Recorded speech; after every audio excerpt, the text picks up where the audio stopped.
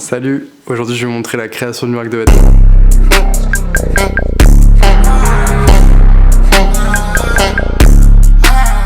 Donc aujourd'hui on va parler de processus de création des vêtements. Bon, on va pas rentrer dans le détail, c'est plutôt la surface. Et on va aussi comparer ça à la manière de créer de certains créateurs et de certaines marques. Comme ça vous allez pouvoir voir globalement les principales manières de créer des vêtements. En fait, j'en vois pas forcément d'autres. On va voir les avantages, les inconvénients de chaque méthode. Voilà.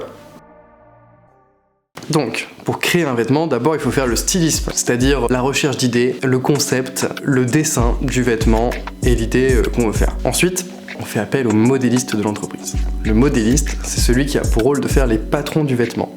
C'est lui qui va créer le vêtement en 3D à partir de l'idée du stylisme. Il va faire les patrons, ensuite il va faire la découpe et l'assemblage.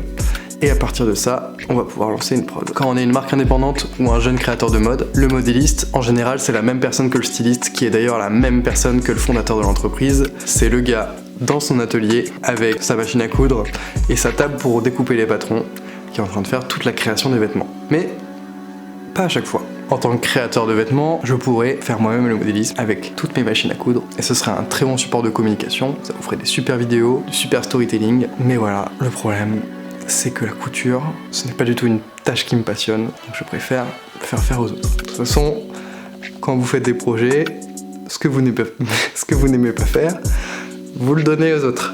Après tout, quand on décide d'être le patron, on fait ce qu'on veut. Donc je fais ce que je veux. Commencez pas à me péter les couilles. Aujourd'hui, chez certaines entreprises, il n'y a pas forcément de modéliste en interne. Souvent, on va avoir une armada de stylistes, avec chacun leur spécialisation, accessoires, mailles, je sais pas, plein de trucs. Des gens spécialisés dans la recherche et développement, des personnes en relation avec les usines, etc.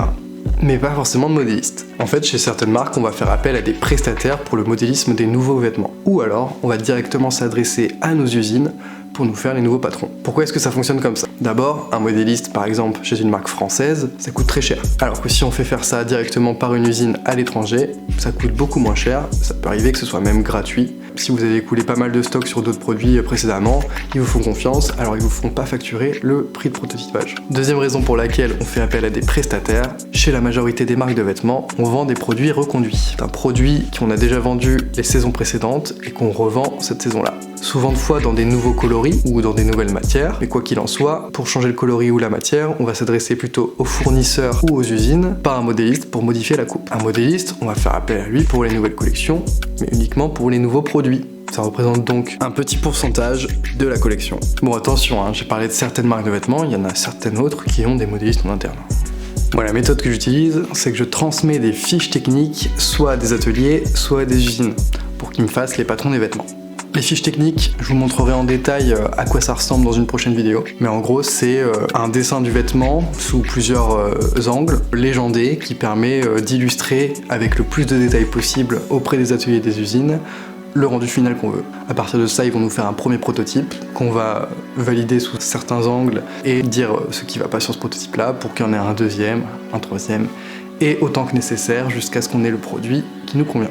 Bon, idéalement, il faut avoir une fiche technique la plus rodée possible, comme ça vous faites un premier prototype, vous arrangez juste les petits détails qu'il y a à modifier, vous en faites juste un deuxième et c'est bon. Parce que plus vous faites de prototypes, plus vous avez de dépenses forcément. Bon, du coup, on va voir un petit peu les avantages et les inconvénients de faire comme ça. Bon, déjà, quand on veut faire le patron soi-même, on a besoin d'un certain nombre de machines à coudre, mais aussi chaque machine nécessaire à chaque point particulier. Une surjeteuse, une brodeuse, un truc pour faire dériver, etc.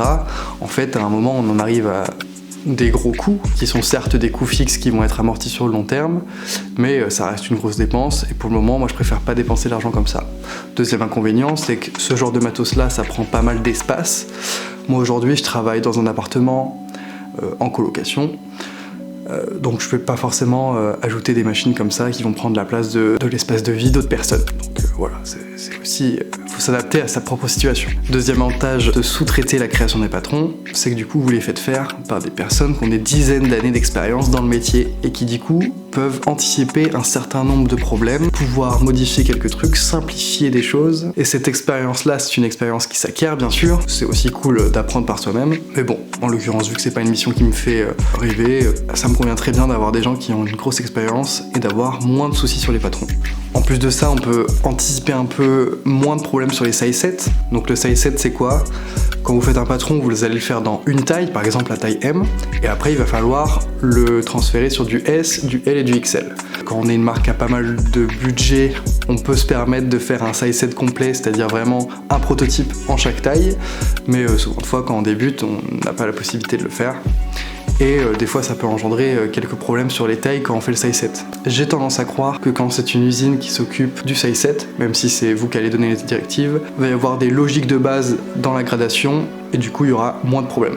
Et pour finir, je pense que c'est un élément qu'il ne faut pas négliger, c'est que je vais pas me brider à aller voir d'autres domaines de compétences. C'est-à-dire que si j'avais moi-même mes machines à coudre, spécialisées par exemple pour faire du jean, avec tout ce qu'il faut pour faire du jean, et j'irais pas me dire tiens je vais aller faire du tricot parce que j'ai pas les éléments pour faire du tricot. Je me bride pas à une seule catégorie de produits et je peux vraiment aller voir des prestataires dans chaque domaine. Et d'ailleurs c'est ce que je suis en train de faire. Je suis en train de voir des domaines d'activité qui n'ont rien à voir les uns entre eux, qui sont des compétences complètement différentes.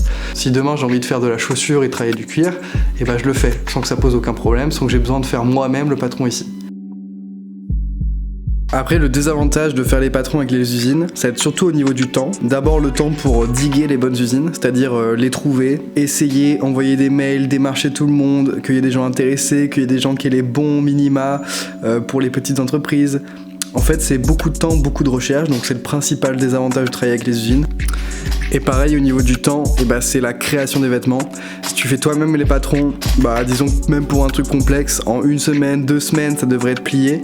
Tu passes tout ton temps dessus, mais voilà, c'est plié en 2 semaines. Le problème avec une usine, c'est que donc le temps du prototypage, ça va prendre, 3 semaines à 2 mois selon l'usine. Donc voilà, en gros, travailler avec des usines, c'est beaucoup de temps perdu, mais en même temps, c'est tellement d'avantages à côté que c'est une méthode qui me convient parfaitement. Bon voilà, on a évoqué les manières de faire le modélisme soi-même ou avec les ateliers ou les usines dans cette vidéo. La conclusion de toute façon c'est si vous voulez entreprendre dans quoi que ce soit, faites la manière qui vous arrange le plus, pas comme les autres, faites selon vos besoins, ce que vous aimez et offrez-vous le choix. Moi je pense que c'est la chose à retenir de cette vidéo. J'suis en stress quand la chica est sad, bien sûr sur les camels. J'ai fait l'effort de mettre les choses de côté.